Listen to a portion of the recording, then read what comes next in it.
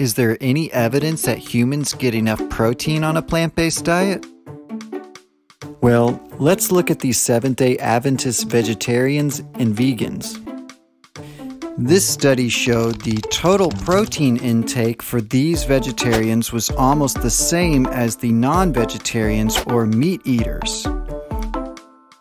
This was even the same for the vegans, who also had similar protein levels to all the groups, including the non-vegans.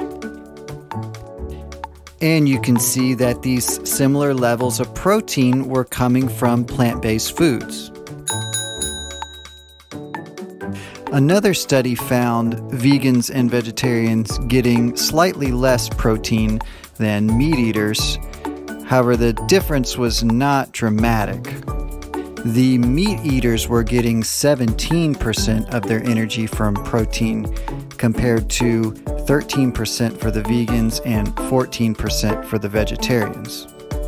One of the possible reasons for the slightly lower protein intake in this study compared to the Seventh-day Adventist study was that the Seventh-day Adventists may be eating more of a whole food plant-based diet, which will give a higher level of protein than processed foods might.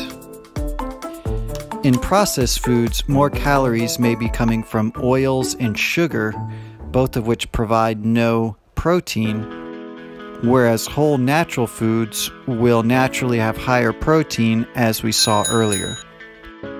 However, many of the newer vegan and plant-based processed foods, such as the plant-based meats, are beginning to add more protein into the foods, meaning those eating these foods more in the future may be getting higher protein levels than seen in the study, even from processed foods. But even looking at lower protein intakes as seen in the second study, is this enough for plant-based eaters to get enough protein for their daily needs? Well, first let's consider that protein intake has increased dramatically in recent times, especially in the Western countries. This means that the baseline in which these vegetarians and vegans are being compared is much higher than it's been in the past.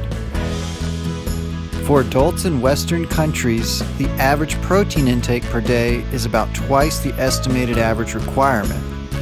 For the Seventh-day Adventist groups, who are getting almost as much protein as the meat eaters, we know that this is plenty of protein for their health. And in the second study, which had lower protein intake for vegetarians and vegans, the average protein intake for these vegetarians and vegans was still around 1 gram per kilogram of body weight per day, which is a good amount above the recommended 0.8 grams per kilogram per day, and twice the amount of the estimated average requirement. So it's good to find out that the vast majority of plant-based eaters actually do get enough protein on a plant-based diet. However, we still will address the fact that in this study there was a slightly higher percentage of vegans and vegetarians that were classified as being protein deficient. Even though it was a very minimal difference anyway, there are still some explanations as to why it might have been happening and some ways to prevent it. First, there may have been reporting errors with the amount of protein being underestimated, especially with plant-based foods. Second, individuals who are not getting enough protein may have just been the result of them not getting enough calories. Basically, they were in a calorie deficit, either through dieting or for whatever reason. So what would record as a protein deficiency is just the result of not getting enough calories overall.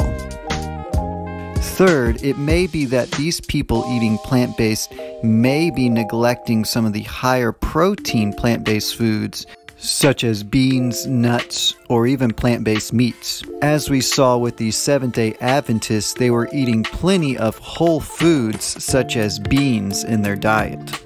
In fact, beans have always historically been a staple where meat has not been consumed as much.